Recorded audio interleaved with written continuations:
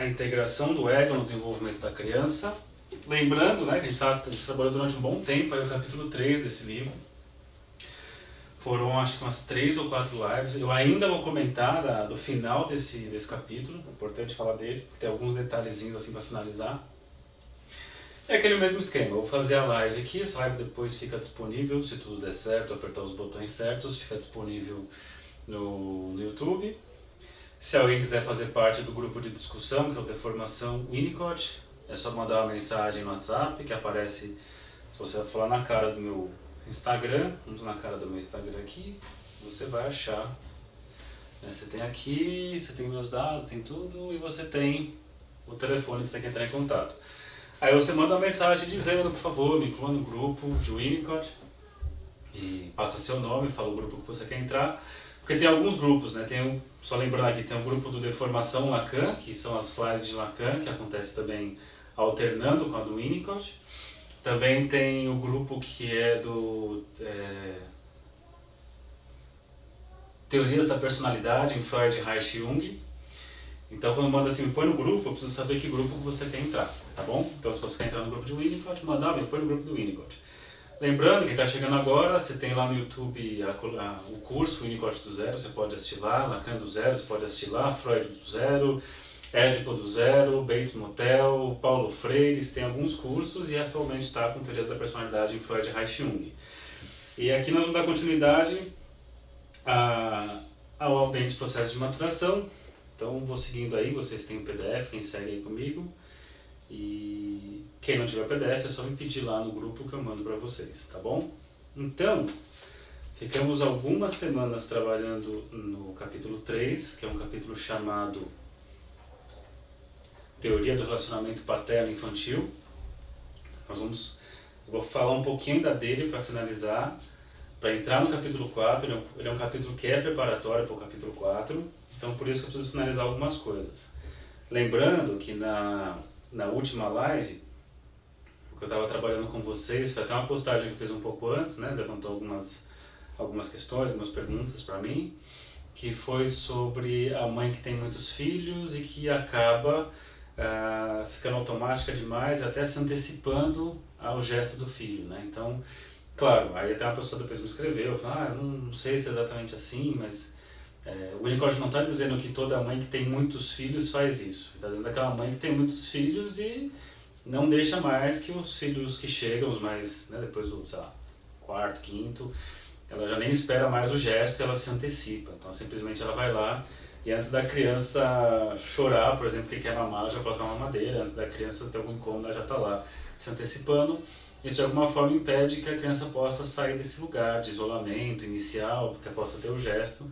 Então, por isso a importância da palavra, inclusive a expressão, né, a mãe suficientemente boa implica uma mãe suficientemente má, uma mãe que suficientemente falha. Então, a mãe precisa falhar também para dar esse espaço. É no espaço da falha que a criança não consegue colocar seu gesto.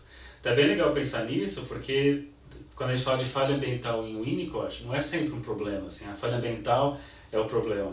Agora, a questão é se a falha ambiental ela está para além da capacidade de onipotência do bebê de suportar aquela situação. Então, se, por exemplo, se a mãe não falhar em nada, uma mãe absolutamente boa, isso é tão ruim quanto uma mãe que falha completamente. Porque ela não dá espaço para o bebê sair desse lugar, né, para ir para o gesto. Então, suficientemente bom nesse sentido. E aí o assunto da última live passou muito por esse ponto. Então, desse tipo de mãe que tem muitos filhos e que é um tipo de mãe que tem muitos filhos e que se antecipa ao gesto dos filhos, porque ela já está tão treinada, tão técnica, que a coisa acaba ficando antecipatória. Por isso que, inclusive, que o Winnicott ele vai criticar cuidados técnicos demais. Né? Você pega assim uma creche em que você tem lá uma cuidadora que só dá banho, outra cuidadora só coloca para dormir, outra cuidadora só dá mamadeira, outra cuidadora... E ela fica tão especialista naquilo que ela vai perdendo... Ei, Bruno, beleza? Que ela vai perdendo, quer comer como é que chama aquilo? Farinha láctea? Que ela vai perdendo a humanidade, no sentido de que o humano falha, né? Falha muitas vezes, e quando você fica com um cuidado muito técnico, você perde essa capacidade de falha que é humano. Então muitas vezes é preferível aquela babá que vai falhar com algumas coisas, a cuidadora que tem que cuida de uma criança só, e tem várias atividades para fazer, que ela não faz com tanta perfeição, mas ela oferece um padrão único para aquela criança. Então a coisa vai por aí. E aí, nesse sentido, o raciocínio que o Winnicott trouxe foi daquele psicanalista que fica sabido demais, porque já atende há tanto tempo, já atende tantos pacientes que simplesmente não espera mais o gesto do paciente, a coisa se antecipa, ele vai lá então, e ainda, enquanto o paciente está lá ainda nas suas divagações, ele vem e faz interpretações antes da hora, vem e faz algum tipo de amarração antes da hora, coisa que foi fora do tempo do paciente. Então ele coloca, é tão fora do campo da onipotência que não vai servir para nada, a não ser para a exibição do próprio analista. E é interessante que o Winnicott se inclui nesse lugar. Ele fala assim, quanto do tempo e do dinheiro dos meus pacientes eu perdi, fiz perder, eles perderam esse dinheiro e tempo, que muitas vezes eu queria mais mostrar o quanto eu era sagaz nas minhas intervenções do que de fato preocupado em escutar e esperar o gesto aparecer. Então é isso, né? Uma forma legal de pensar, que eu acho que ajuda a entender um pouco do tempo, é quando você, sei lá, você está numa situação, você está escutando uma piada, você já sabe o final da piada e é suportar, esperar o final da piada e deixar que todas as pessoas que não conhecem a piada possam passar pela experiência, né, de escutar a piada pela primeira vez e rir. Diferente daquela pessoa quando escuta uma piada, quando a pessoa está contando, já vale a conta final e atrapalha tanto quem estava contando quanto quem estava escutando, simplesmente por uma necessidade de mostrar, já sabia esse assunto, né? Que é aquele aluno de sala de aula que está dando aula, aí você fala alguma coisa, o aluno já sabe, ele tem que falar antes de todo mundo na classe, tá tal coisa. É porque não espera justamente esse tempo. Então, é um exercício, clinicar é um exercício de espera, é um exercício de escuta, é um exercício de ter paciência. Às vezes a coisa não acontece em uma sessão, às vezes eu escuto supervisionando, ou quem faz meus cursos lá, o manual da psicoterapia, eu estou na terceira sessão, o paciente não trouxe nada ainda, na quinta sessão está a mesma coisa, na 10ª sessão. Então tem que ter calma, né? Tem que dar tempo para a pessoa justamente ir no tempo dela. Então sempre acho interessante que a gente precisa, enquanto analistas, escutar, primeiro, como eu já falei numa outra live, aprender o idioma pessoal daquele paciente e também entender um pouco o tempo que a pessoa caminha. Claro que isso vai contrastar, por exemplo, com o tempo lógico do Lacan, mas aqui é outra proposta, aqui é outro raciocínio que o Winnicott caminha. Tanto é que eu fiz uma palestra há tempos atrás falando do pêndulo, né, de Winnicott e Lacan, o sentido e o sem sentido. O Antônio Quinelli vai ter uma frase com relação a Lacan, que é: a pressa é amiga da conclusão. Então aquela coisa da imprevisibilidade do tempo pode acabar a qualquer momento, como a própria vida é assim, então a pessoa se apressa em falar, se apressa em se movimentar. E aí você tem um texto, por exemplo, do Gilberto Safra, sobre quando ele equipara a sessão de análise winnicottiana com o jogo da espátula, né, que o Winnicott fala no texto Observação de Bebês numa Situação Padronizada, que ele vai pro oposto, ele fala assim, a sessão acaba quando o paciente diz que a sessão acabou porque ele está satisfeito. Então ele coloca como se fosse uma refeição. Então agora estou satisfeito, eu posso ir embora. E é bem interessante isso, porque o Winnicott, ou melhor, o Safra faz a seguinte leitura: quando você faz isso, a terapia se mantém dentro de onde a terapia tem que acontecer. Então, por ir embora satisfeito, o paciente pode ir embora e deixar o analista na clínica. Enquanto você for pensar do lado que o Quiné propõe, pensando numa vertente lacaniana, você vai embora com fome e o analista vai junto, porque está ali faminto e tentando encafifado porque é raios que acabou a sessão naquele momento. Enfim, então para finalizar o capítulo 4 e de fato entrar no 3, no 3 não, né? Está no 3 de fato entrar no 4. Queria pegar só o finalzinho aqui do 4 para fazer algumas amarrações, já que eu comentei do que foi o último assunto, que é o seguinte, ó. Eu selecionei aqui para finalizar o capítulo 3 7 partes, 7 pontos. Então, no livro, na página 51, pelo menos eu estou com essa edição aqui, e a página 51. Eu não sei no PDF a página que está para vocês, mas é capítulo 3, um subtítulo que está assim: Falta de percepção de cuidado materno satisfatório. Que ele diz assim, é axiomático, nesses temas, axiomático, né? Nesses temas do cuidado materno, do aspecto holding, que quando as coisas vão bem, o lactente não tem meio de saber o que está sendo provido adequadamente e o que está prevenido. Então, quando tudo vai bem, ele não precisa perceber a mãe, por exemplo, muito cedo, né? Ele pode manter a mãe como uma experiência de ambiente, né? Então ele está inserido nesse ambiente, ele é contido nesse ambiente e não precisa perceber a mãe como objeto muito cedo. Então quando tudo vai bem, você não precisa perceber. Agora, por outro lado, é quando as coisas não vão bem que o lactente se torna perceptivo. Não de uma falha do cuidado materno, mas dos resultados quaisquer que sejam dessa falha. Quer dizer, o lactente se torna consciente de reagir a alguma irritação. Que é aquilo que eu falei na outra live, acho que foi na outra, foi em duas já, a questão do Dasein, no Heidegger, né, que só quando a coisa manca, né, claudica, quando a coisa dá o problema, que você percebe a coisa. Então, você pensa na energia elétrica, né? Enquanto está rolando, você nem se dá conta dela. Você liga as coisas na tomada, acende a luz e por aí vai. Agora, quando acaba a luz, é hora que você é obrigado a perceber a necessidade de existência da luz, objetivamente pensar na luz. Como dirigir o carro, né? Você dirige e você não pensa, agora eu vou acelerar, agora eu vou frear, agora eu vou fazer... A não ser que você esteja no começo, mas depois que você já pegou a manha dos carros de direção, o carro meio que você e o carro se tornam uma coisa só, então você dirige automaticamente. A não ser que algo quebre no carro, algum problema aconteça, que você precise perceber a si mesmo e ao carro. Então ele está colocando algo mais ou menos dessa ordem. Então se tudo vai bem, o bebê não precisa perceber nada. Agora quando as coisas não vão bem, que precisa perceber alguma coisa.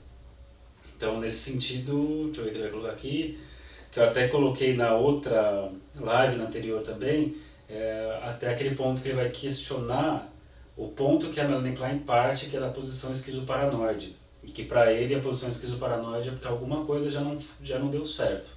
Né? Então perceber a mãe, sentir a mãe, ser o bom, ser o mal, essas coisas, para a criança fazer tudo isso, toda essa capacidade de projeção e introjeção, ele fala, é muito complexo para um bebê, para começar, e já é decorrente de algum tipo de falha que obrigou o bebê a fazer isso, a perceber a mãe muito cedo. Então perceber a coisa muito cedo não é tão bom assim. Aí tem aqui, ó, como resultado disso, no cuidado materno, a ereção lactente de uma continuidade de ser, que é base da força do ego. Lembra da continuidade do ser? Eu falei para vocês nas outras lives, nós herdamos uma tendência inata à integração, a integração no tempo e no espaço, né? Então tente imaginar, eu sempre penso, o bebê que chega no mundo, ele precisa achar alguma coisa que o sustente, que o holding é isso, justamente a sustentação, pegar no colo. Então o bebê chega no mundo, cairia para sempre se não tivesse ninguém para pegar, ó, caindo para sempre aqui, mas está lá o cuidado materno para sustentar. Então ele vai caminhando, ó, na hora que ia pisar para caindo para sempre, o cuidado materno está ali e vai andando, quando vai pisar o cuidado materno está ali, então mantém a possibilidade da existência no tempo e no espaço. E tem isso, né, ó. Enquanto que o resultado de cada falha no cuidado materno é que a continuidade do ser é interrompida. Então, quando acontecem falhas, o que vai acontecer é isso.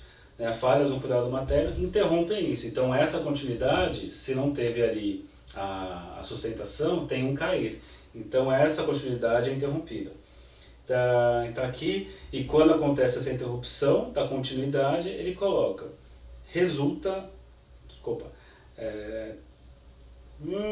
é que a continuidade do ser é interrompida por reações às consequências dessa falha, do que resulta o enfraquecimento do ego. Olha que interessante isso agora. Ó. Tais interrupções constituem aniquilamento e são evidentemente associadas a sofrimento de qualidades e intensidade psicóticas. Então o Winnicott ele vai localizar a questão da psicose nesse primeiro começo aí, nessa coisa mais primitiva do desenvolvimento. Então olha que interessante, porque isso muda um pouco a perspectiva que a psicanálise tem normalmente. Você vai pegar ali a questão, pensa na psicose a partir do referencial edípico, e o Winnicott está pensando em uma coisa muito anterior a Édipo. Né? Se chegar no Édipo, pensando em Winnicott aqui é luxo. Chegar lá com condições de enfrentar o Édipo, de elaborar o Édipo, é uma coisa bem complexa, significa que uma grande trajetória foi atravessada. Então ele coloca isso. Aí o outro ponto é o seguinte, na parte C, as mudanças da mãe, na página 51, ele vai falar de uma coisa que é bem importante, falei da mãe suficientemente boa, dessa mãe que está adaptada a esse bebê inicialmente, coloca.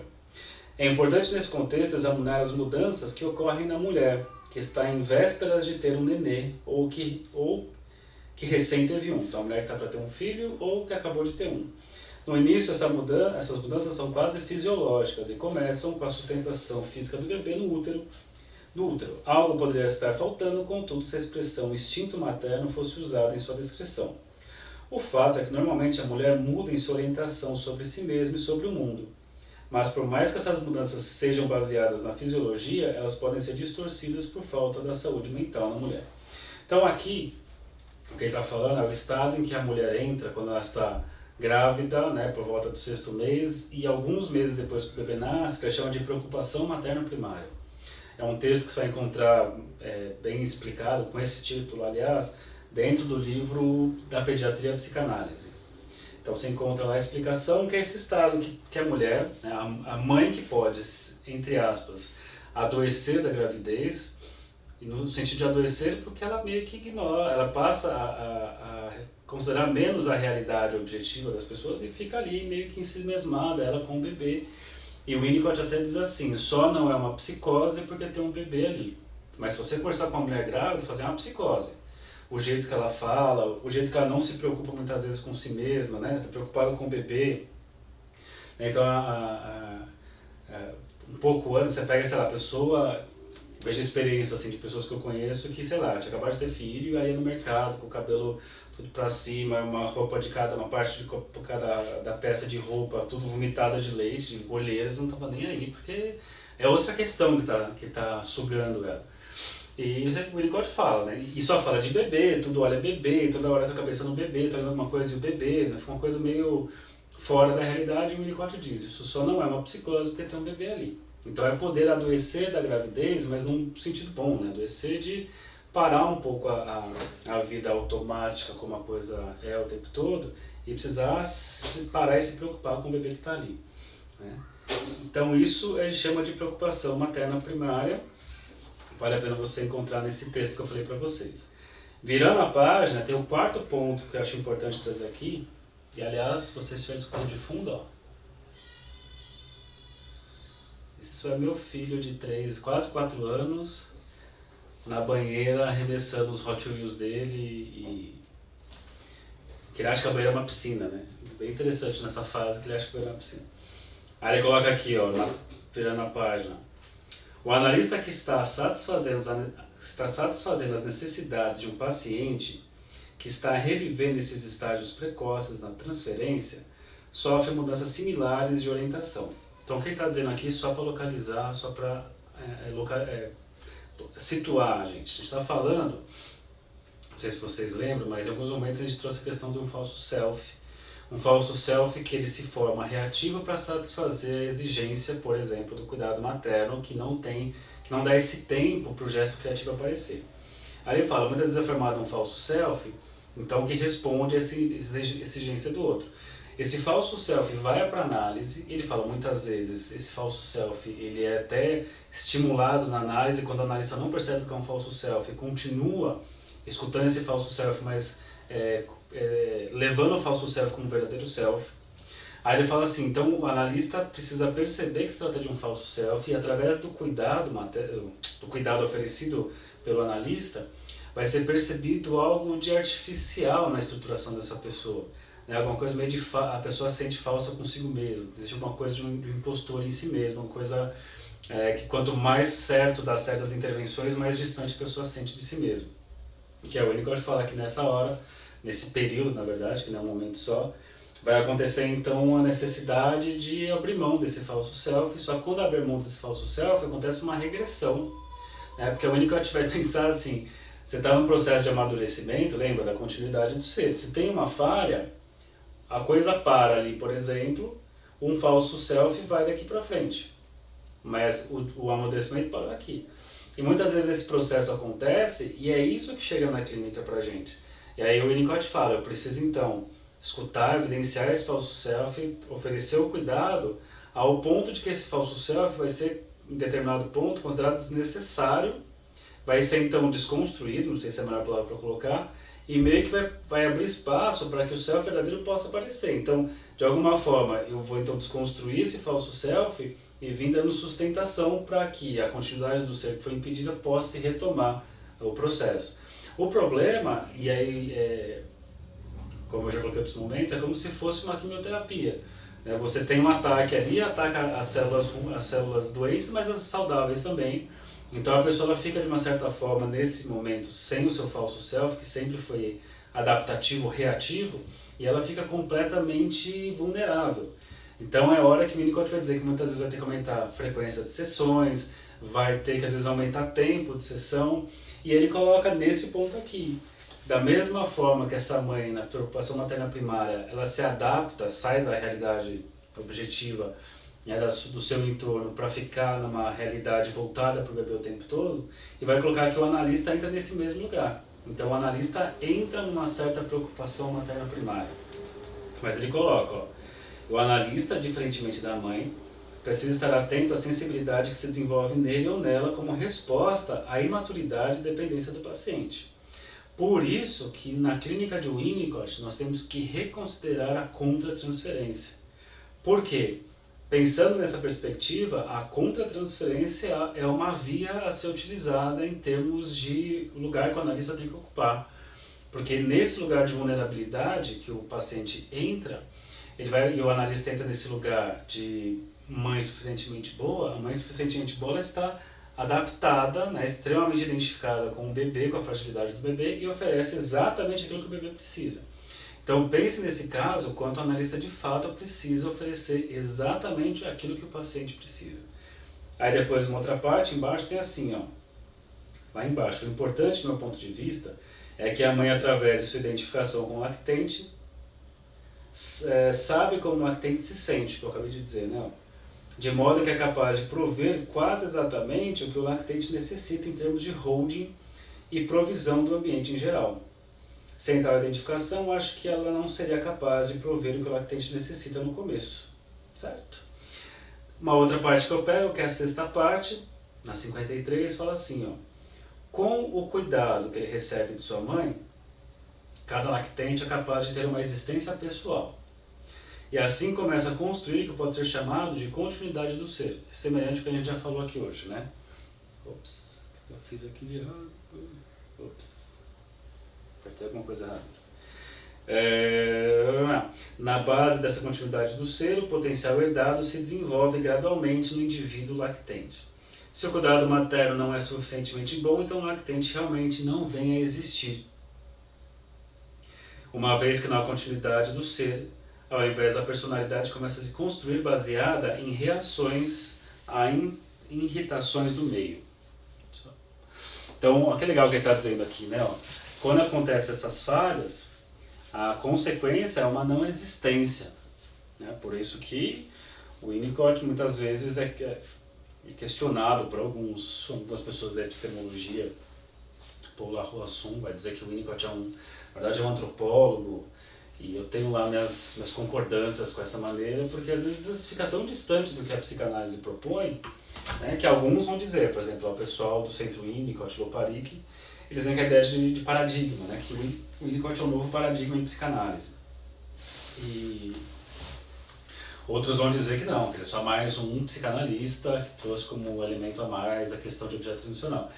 Eu já tenho a opção uma impressão que tem algo de psicanálise, mas tem outra coisa que não é psicanálise aí. Mas é a minha opinião, e aí vocês podem ficar à vontade para pensar o que vocês querem. Certo? E aí, por fim, a última parte do capítulo 3, só para encerrar isso, que tem aqui, ó, olha que interessante.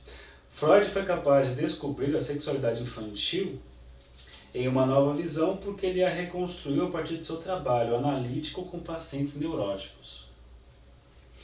Ao estender seu trabalho para cobrir o tratamento do paciente psicótico borderline, foi possível para nós reconstruir a dinâmica da dependência infantil e da infância, e o cuidado materno que satisfaz essa dependência.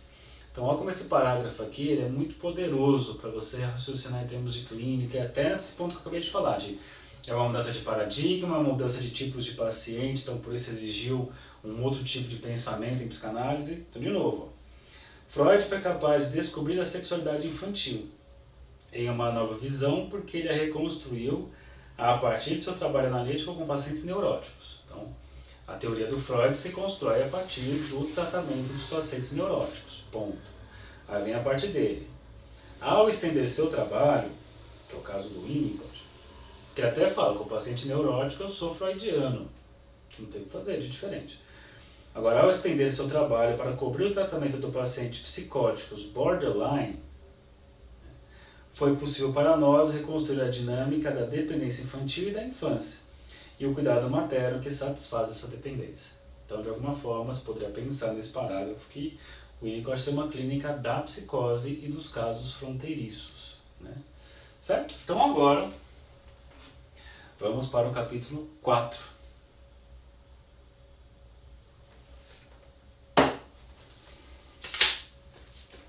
Capítulo 4, ele é um capítulo super denso, ele não é grande. Aliás, esse livro tem capítulos bem densos, assim. E esse capítulo 4 é bem interessante, eu usei muito na minha dissertação de mestrado, basicamente não, eu tive que pegar os textos do Winnicott, mas esse aqui foi um texto que eu tive que usar o tempo todo, tanto é que meu livro, nessa página, ele é nojento, ó, olha que legal, aqui é do dedo de tanto fazer isso, né, ó. Aí foi ficando amarelo aqui. E aí tem as coisas que eu ficava estudando isso aqui o dia inteiro para escrever a dissertação e caía comida, essas coisas, né? Então aqui, a integração do ego no desenvolvimento da criança. Posso falar para vocês que é sempre legal ver o ano do texto, porque você tem estilos diferentes do Winnicott, né? Você pega o Winnicott muito no começo, o Winnicott muito preocupado com o lugar que ele tem com a Melanie Klein, né? Tem uma história aí meio, em alguns pontos, de uma certa submissão, né, com a opinião dela, e sei lá, tem uma relação confusa com ela. E quando você pensa nesses textos de 1962, a Klein já não está por aí. Então ele fica mais, a gente percebe assim, né? Ele fica mais solto, ele fica mais livre, ele fica mais criativo, tanto que o livro mais criativo dele, o livro mais revolucionário, que é o Brincar e a Realidade, ele é o último livro, né? O livro com os textos mais atuais. Mas ainda assim, esse de 62 aqui é um texto já com um Winnicott mais encorajado, né? Um Winnicott mais autêntico, assim. Então tem aqui, ó. Esse texto é muito legal porque ele vai fazer certas diferenciações importantíssimas com alguns termos psicanalíticos e winnicottianos. Ele diz o seguinte: pode-se usar a palavra ego para descrever a parte da personalidade que tende, sob condições favoráveis, a se integrar em uma unidade. Olha que legal como é que está meu livro, ó. Eu sei que não dá para ler porque estou ao contrário, mas tem uns riscos aqui, ó, e é muito legal porque, assim, isso foi coisa que eu fui estudar na época com o Lopari, que não, risca isso daqui que a tradução está errada, ou com o Leopoldo Fulgêncio, ou com o Joaquim, então faz tal coisa. Então é interessante as várias anotações das pessoas que eu fui fazendo aula, assim, vai por aqui, vai por ali, então você tem umas coisas diferentes que vocês têm em termos de tradução aí. Então pode-se utilizar a palavra ego para descrever a parte da personalidade que tende, sob condições favoráveis, a se integrar em uma unidade. No corpo de um recém-nascido anencefálico podem ocorrer acontecimentos funcionais, inclusive localização instintiva, acontecimentos esses que seriam denominados vivências da função do id, se houvesse um cérebro. Poder-se-ia dizer que se houvesse um cérebro normal, haveria uma organização dessas funções, e a essa organização se poderia dar o rótulo de ego. Contudo, sem aparelho eletrônico, ou sem aparato eletrônico, não há vivência e, consequentemente, não há ego. Então, ó, que desgraceira aqui, tem umas coisas a pegar. Então, está dizendo assim, o que é o ego, então? O ego faz parte dessa tendência inata, e que se tudo der certo, né, sob as condições favoráveis, esse ego vai se integrar em uma unidade. Beleza. Então ele fala, um recém-nascido anencefálico pode acontecer uma série de acontecimentos funcionais e que poderia ser chamado de função do id se houvesse um cérebro. Lembrando aqui, que eu falei em umas lives anteriores, que apesar de, né, o Freud, quando fala de id, ego e superego, ele fala que primeiro vem o id, depois vem o ego. Pelo menos na lógica da explicação. E o Winnicott vai colocar assim, que por mais que Freud fale dessa maneira, não tem sentido em falar de id enquanto não houver o funcionamento do ego. Porque toda a experiência instintiva do id fica perdida, e até coloquei para vocês, um estrondo lá fora, um trovão, e algum tipo de movimentação instintiva, até o movimento da fome do bebê, não é experienciado pelo bebê como uma coisa vindo do mesmo lado, se é que tem lado, uma coisa assim sem referência nenhuma.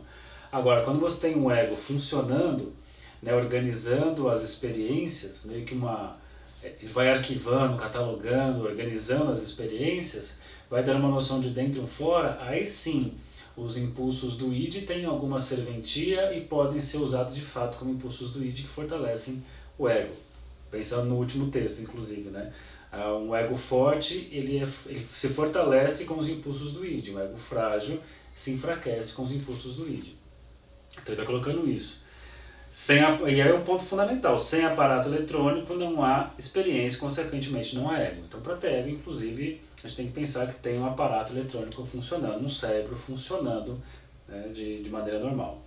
Contudo, normalmente o funcionamento do id não é perdido. Ele é reunido em todos os seus aspectos e passa a ser vivência do ego. Volta esse ponto. O ego, então, ele precisa estar em ação para poder reunir essas experiências, esses impulsos do id e reunir sob forma de experiência. Aí, olha que interessante, ó. Para quem achou que eu estava mentindo, está aqui, ó. Assim, não faz sentido usar a palavra id para fenômenos que não são registrados, catalogados, vivenciados e finalmente interpretados pelo funcionamento do ego. Então, não faz sentido usar a palavra id para fenômenos que não passam pelo ego. Então, por isso que eu tenho que pensar dessa forma. Os fenômenos, né, precisam passar pelo ego para então ter sua caracterização de localização e poder ser localizado inclusive no id, senão as experiências do id são perdidas. Nos estágios mais precoces do desenvolvimento da criança, portanto, o funcionamento do ego deve ser considerado um conceito inseparável daquele da existência da criança como pessoa. Certo? Então aqui, ó. Então inicialmente, por isso que eu falo para vocês em outras lives, eu sempre falo assim, tem uma passagem que o Winnicott coloca, que o bebê, quando ele nasce, você precisa pensar no corpo dele como uma coisa, né, que ele fica abrindo para os lados, ele braço para um lado, cabeça para o outro, né, a coisa toda mole assim. Quem vai juntar os pedaços dele vai ser o cuidado materno, o colo que junta no hold e consegue formar uma unidade. E aí, em aulas anteriores, foi para vocês, tentem pensar nesse corpo assim, pensem que o ego também está assim. E da mesma forma que o cuidado materno, né, o hold, tem que juntar os pedaços no colo aqui, ó, colocar a coisa aqui, eu tenho que pensar que o ego materno, ele vem e pega essas porções do ego disperso do bebê e consegue juntar numa unidade. Então, aí a ideia qual que é? Você tem lá, imagina assim, ó, as pontas do meu dedo, é esse ego não integrado ainda, que é o saleiro, né? Já fizeram até aqueles como é que chama? Aqueles adesivinhos de mandar no WhatsApp lá. Já fizeram até um desse com a minha mão fazendo assim, chamando de saleiro, né? Achei engraçado. Então, imagine que o ego são tá aqui nessas pontas dos meus dedos, sticker, obrigado. Enquanto ele está assim, não integrado, as experiências atravessam, né? Os impulsos do id atravessam e não ficam registrados em lugar nenhum. Agora, quando tem o cuidado materno, da mesma forma que reúne o corpo, reúne as porções do ego, lembrando de uma citação em Freud, que está no texto O Id e o Ego, que o Freud diz assim, o ego é sobretudo corporal. Né? Então tem essa dimensão também do ego e a correlação com o corpo nesse sentido. Né? Não é emoji, é sticker, que é aqueles adesivinhos lá que você faz, sei lá. Então imagine isso, as experiências do id atravessam. Agora, quando acontece o ego auxiliar da mãe entra auxiliando o ego do bebê, tem a aglutinação dessas partes, da mesma forma que o corpo vira uma unidade quando vem no colo. E aí sim, as experiências do id podem ser vivenciadas, integradas na personalidade durante aquele tempo. Mas quando a mãe coloca o bebê de volta lá no berço, ou não está naquele momento do cuidado, aos poucos ele volta a ficar no estado não integrado, e de novo as experiências não estão sendo catalogadas, registradas e integradas. E aí a ideia é qual que é? Você, então, na constância desses cuidados, esses pontos vão se juntando, né? E aí sim, cada vez mais, as experiências vão atravessando o ego e vão ficando registradas. Então segura aqui. Então o ego da materno, a estruturação egóica do ego materno, vai emprestando estruturação para o ego do bebê até que uma hora que o próprio ego do bebê passa a ter sua própria estruturação. Certo? Por isso que ele diz assim, o funcionamento do ego deve ser considerado um conceito inseparável daquele da existência da criança como pessoa. Eu lembro que eu sofria com isso, ficava lá, mas o que ele está falando aqui? Isso em, sei lá que ano que foi, era um baita sofrimento, mas era bem divertido, chegamos aqui. Ó, que vida instintiva possa existir sem conexão com o funcionamento do ego. Que vida instintiva possa existir sem conexão com o funcionamento do ego pode ser ignorado, porque a criança não é ainda uma entidade viva que tem experiência. Mas está meio mal escrito aqui, né? Tanto é que tem uma crítica aí, o pessoal reclama da tradução. Mas de novo, ó, que vida instintiva possa existir sem conexão com o funcionamento do ego pode ser ignorado, porque a criança não é ainda uma entidade viva que tem experiências. A correção lá do pessoal que eu estudava era o seguinte: qualquer vida instintiva que possa existir, a parte do funcionamento do ego, faz mais sentido, ó. Corrija aí um de vocês, ó. De vocês está assim, que vida instintiva possa existir sem conexão com o funcionamento do ego pode ser ignorado. Acho que é que nem eu traduzindo em inglês, assim, ao pé da letra, né? Coloque assim, ó, nesse parágrafo, se você quiser arriscar, você põe, ó, qualquer vida instintiva que possa existir a parte do funcionamento do ego, que é o que a gente está falando aqui o tempo todo. Aí, riscou até aí, ó. Você vai riscar do que vida instintiva possa existir sem conexão com o funcionamento do ego, risca tudo isso. E aí põe no lugar, ó, qualquer vida instintiva que possa existir a parte do funcionamento do ego, aí continua, pode ser ignorado porque a criança não é ainda uma entidade viva que tem experiências. Aí mais uma vez, a afirmação que eu trouxe para vocês, não há id antes do ego. Então, se alguém te perguntar na rua, que você pode estar andando lá por esses dias, alguém pode perguntar, quem vem primeiro, o id ou o ego? Aí você fala, depende, em qual abordagem você está dizendo, em Freud ou está dizendo em Winnicott? Não é tudo igual? Não, porque o Winnicott não vai dizer dessa maneira, ele vai dizer que não há id antes do ego. Então está dizendo que primeiro surge o ego, depois o id? Não está dizendo isso. Ele está dizendo que as forças do id, os impulsos do id estão lá, mas eles não têm nenhum tipo de serventia, entre aspas, para a pessoa do bebê, enquanto não passar pela integração do ego e puder então ser experienciado e integrado na personalidade. Somente a partir dessa premissa se pode justificar o estudo do ego. Certo? Que é o ego auxiliar, isso aí. Por isso que você pode pensar que na clínica winnicottiana o psicanalista funciona como ego auxiliar. E aliás, assim, ó, eu não sei se vocês já leram, eu falo isso porque, sei lá, às vezes que eu fui dar aula por aí e fui perguntar, tem um texto que é meio que ignorado em Freud, que eu acho tão bom, que é o Compêndio da Psicanálise, que ali o Freud explica como é que é a clínica dele, assim, como é que você faz.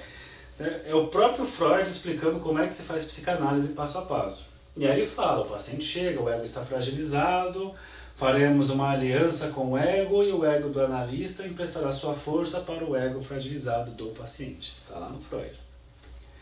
Claro que o que o Freud está dizendo ali e o que o Winnicott está dizendo aqui, talvez não, tem profundidades diferentes. O Freud está numa certa perspectiva, né? E o Winnicott está numa outra perspectiva. Então o Freud está pensando que todo mundo vai ter...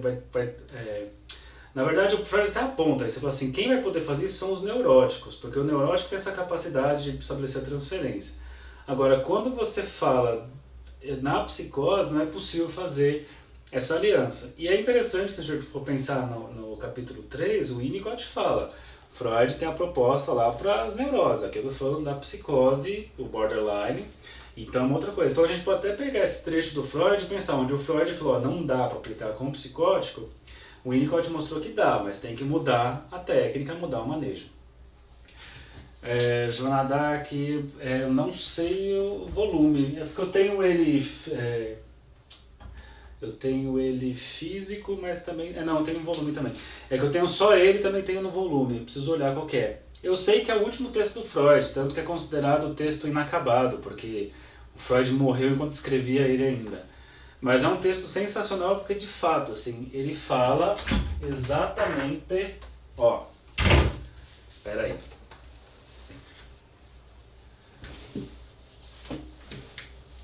Isso aqui, ó. Aliás, essa edição é bem legal, né? Que é uma edição que já é uma edição direto do alemão. Então é impressionante, ó, porque o Freud ele explica toda a teoria dele de forma bem didática e articulando todos os tempos, né? Só começo da obra, depois o meio, vai falando tudo articulado. E aí chega uma parte que ele diz assim, ó. Capítulo 4, Cavidades Psíquicas, capítulo 5, ó. Tem uma parte 2 que chama assim, ó, vai estar ao contrário, mas é a tarefa prática, que é a parte 2. Aí você tem o Freud explicando, ó, exatamente o que ele faz. O paciente chega, o eu está enfraquecido pelo conflito interior, temos de auxiliá-lo. O analista e o eu enfraquecido do paciente, apoiado pelo mundo real exterior, devem formar um partido contra os inimigos. Então é bem interessante, Freud coloca tudo aqui. Depois eu mando lá no grupo do WhatsApp em qual volume tá, né? O volume está. Deve ser o último, né? Porque é o último texto do Freud. O nome do texto é Compêndio da Psicanálise. Às vezes você acha uma tradução com o nome de Esboço de Psicanálise. Então, tanto faz. Certo? Então, por isso é muito legal. Então, não há id antes do ego, somente a partir dessa premissa se pode justificar o estudo do ego. E aí vem uma parte que é uma desgraça, isso aqui foi um tormento, que aliás a minha dissertação de mestrado é uma dissertação teórica, que é justamente para tentar entender o conceito de ego em Winnicott, que estava muito confuso para mim, eu procurei na literatura e estava bem confuso na literatura. Porque tem uma mistura, o ego como um aparato metapsicológico, o ego como a pessoa, porque às vezes traduz o ego por eu, às vezes é misturado o ego e self como sendo a mesma coisa.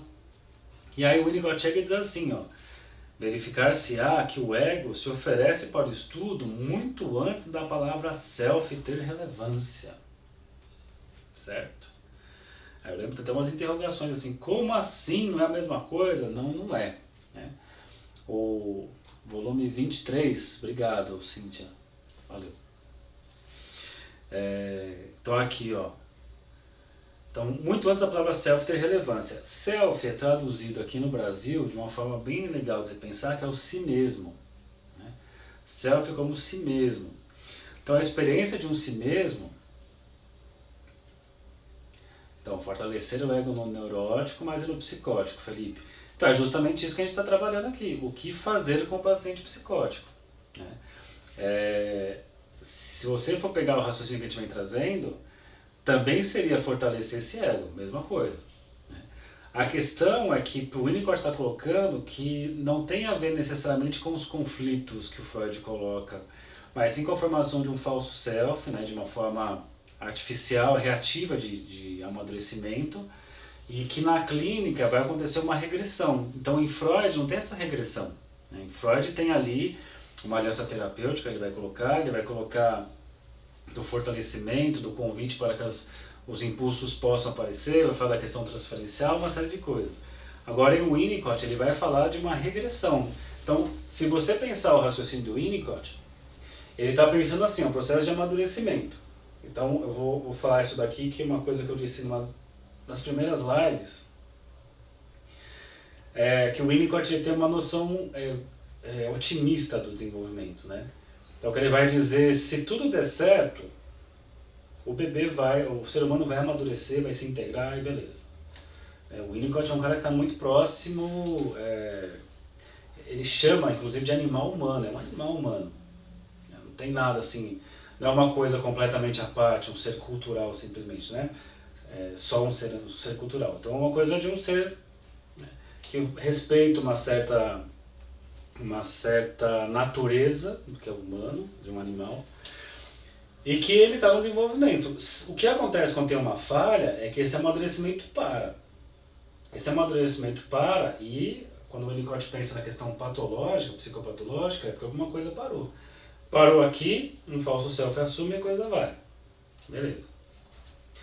Aí a ideia da clínica do Winnicott é simplesmente entre aspas, oferecer o cuidado para que, onde existiu essa falta de continuidade, o analista entra para ser a continuidade que faltava. Só que para isso acontecer, ele vai ter que desconstruir o paciente e o analista. Um monte de coisa que foi construída artificialmente, né?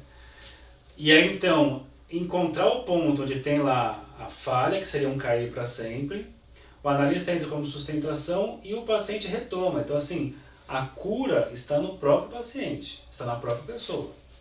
O analista só dá as condições para que o processo de cura possa ser retomado naturalmente. Então, é um fortalecimento do ego, da mesma forma, só que por linhas diferentes. Então, se a gente for pensar, e aí que é muito legal, por isso que eu gosto bastante Sim, eu tô falando no caso do psicótico. Por isso que eu gosto muito da psicodinâmica, quando ela trabalha, porque ela trabalha, às vezes, mais de uma abordagem junto, assim, e vai pensar em vários manejos, porque vamos pensar assim, a função do analista é de ego auxiliar, beleza. Mas a gente tem que pensar que tem que ser suficientemente bom. Tem que oferecer, né, na medida daquilo que o paciente precisa. Então, obviamente, na neurose, o que é necessário para o paciente é uma coisa, que a gente tem que ser suficientemente bom. E da mesma forma, na psicose, eu vou ter uma outra necessidade, uma outra coisa. Tanto que o Winnicott faz até umas coisas, aí vai ficando mais cabeluda a nossa conversa aqui, porque o Winnicott vai falar o seguinte, o Freud está falando da questão de desejo, a gente está falando de uma questão mais anterior, mais primitiva, que é a necessidade, mas não no sentido lacaniano, necessidade, demanda e desejo, é outra coisa. O Lacan fala uma outra via, o Winnicott está falando de uma questão de uma necessidade quase animal da nossa parte. Você perguntou da transferência, Leila, mas aí pense que na transferência eu tenho ali, né, você tem que voltar para o raciocínio do Winnicott. A transferência, quando você pensa numa relação objetal, ela fica clara, né, porque você tem duas pessoas e uma pessoa que é o analista é o receptáculo das experiências, das figuras do passado atualizadas ali, beleza. Quando você está falando do Winnicott, o que está acontecendo é menos uma questão entre duas pessoas e mais uma questão de um ambiente e de uma pessoa dentro de um ambiente. Então não seria tão correto pensar nessa hora que é o mesmo tipo de transferência, até porque o Freud vai dizer que paciente psicótico não estabelece transferência. É uma outra coisa. Aí a gente pode perguntar, que outra coisa é essa? Pergunta a Leila, pergunta o Felipe, pergunta o pessoal aqui. É isso que a gente está tentando descobrir. Porque esse texto, não sei se vocês chegaram a ler, mas é um texto que ele vai trazer a questão do paciente, da questão do paciente psicótico, como é que isso vai acontecer, né, a configuração da psicose, e depois a gente vai ter textos mostrando como é que o Winnicott manejava isso. Se vocês quiserem um exemplo, voltando a falar desse caso, posso mandar para vocês, ou vocês pegam facilmente na internet, é o caso da Margaret Little, que é a paciente que é uma psicanalista, foi psicanalista depois, né? Mas que ela foi paciente do Winnicott, é uma paciente que era diagnosticada e tratada sempre como uma neurótica, histérica, e quando ela vai para o Winnicott não lê isso, ele lê uma outra coisa, ele lê assim que essa histeria é um falso self. Então assim, tem uma questão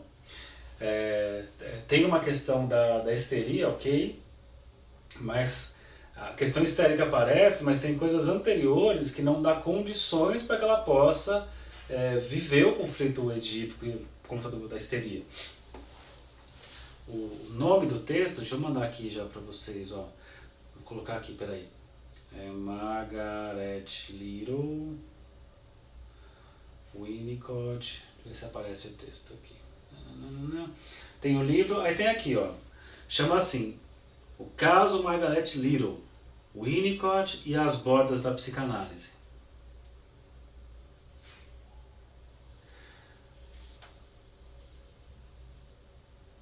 Para Lacan, o analista é o secretário da... Como que é? Para o Winnicott, a cura? Cura do quê? Essa é uma pergunta sempre boa de colocar. Qual seria a cura? Eu não entendi sua pergunta, na verdade, mas eu peguei só o final. Para o Winnicott, a cura? Depende do que é a cura que você está chamando. Porque aí você vai ter um outro ponto, mais uma coisa para entrar, que é a concepção de clínica de pessoa. O Winnicott não chama o paciente de sujeito, é pessoa, um indivíduo. O Winnicott vai dizer em um texto, preciso pegar onde está isso, mas acho que é no Brincar é a Realidade, que para o neurótico às vezes precisa de uma vida toda fazendo análise, e para um paciente psicótico ou borderline, muitas vezes basta uma validação que coloque ele no trilho da continuidade e a vida vai. Né? Então é uma ideia interessante que vai mostrar que ser neurótico não significa que você é mais saudável que uma pessoa psicótica de jeito nenhum. Né? Você pode ter um neurótico que em termos de ego seria mais estruturado, mas que pode ser uma pessoa que não vive, né? E uma pessoa que tem uma estrutura psicótica, mas que consegue achar algum tipo de cuidado que colocar nos trilhos ela caminha. Para isso eu indico fortemente meu filme favorito, que é Shine, né, do pianista lá, que ele tem lá um surto psicótico e ele fica privado, uma hora ele é um concertista e tudo mais, e uma hora ele fica privado de tocar, ele tem lá um colapso mental.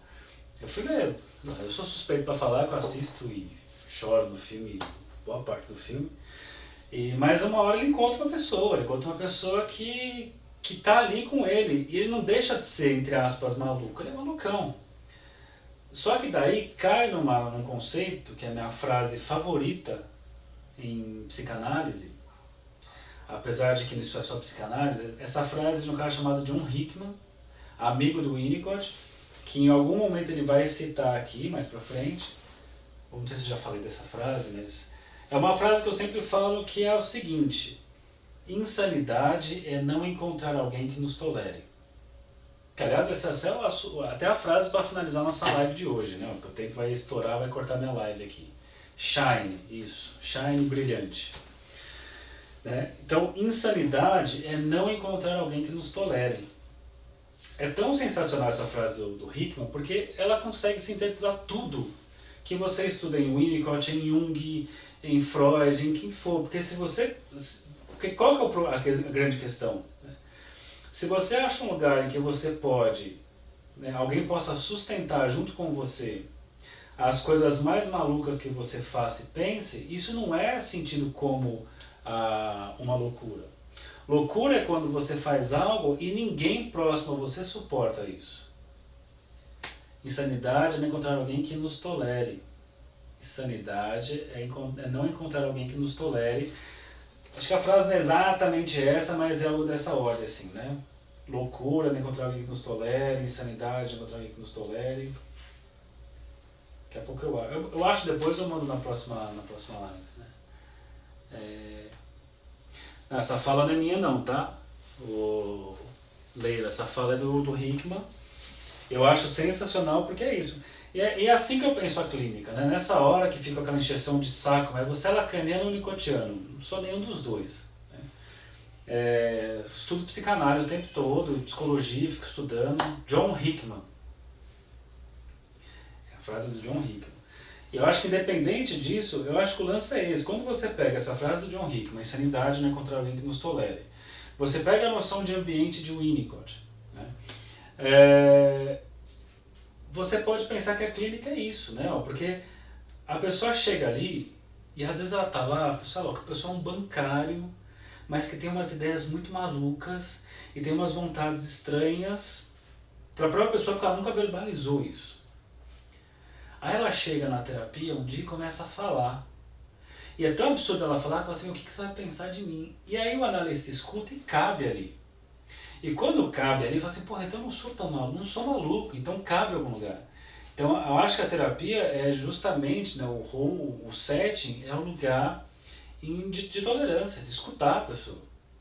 Então isso eu vejo constantemente na clínica. Pessoas que chegam lá achando que são piradas, malucas e não sei o quê, mas tudo é questão de dar contexto. Né? Sabe aquela frase do Nietzsche? Não sei se é do Nietzsche, é que sempre posta com o nome dele, né? Mas vai que não é. e eu nem lembro da frase direito, mas é que os que não escutavam a música julgavam que os que dançavam eram malucos, alguma coisa assim. Eu penso nisso, assim, a pessoa tá lá na sua dança, que só ela tá escutando e que todo mundo acha uma pessoa louca. Mas quando ela chega na clínica, é meio como se eu achasse a música necessária para tocar, para aquela dança não parecer uma coisa maluca. Entende? Bom, gente, o Instagram avisou que eu tenho 1 minuto para encerrar, senão ele vai cortar a live.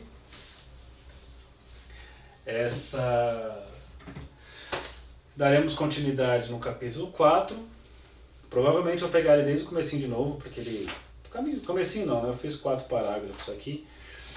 A gente pode até pensar de fazer aquele esquema de trazer o texto da Margaret Little, mas eu acho que a gente pode primeiro finalizar o capítulo 4 e depois então pegar o texto da Margaret Little e fazer umas 2 lives falando desse texto. Obrigado então pela participação, pela companhia, uma boa noite, boa semana. Sábado tem o Teorias da Personalidade em Freud, Reich e Jung, que agora eu vou começar a postar na segunda-feira. Eu gravo no sábado, posto na segunda. Quarta-feira que vem tem o Deformação Lacan, tá bom? Obrigado pela presença. Tchau para vocês. Tum.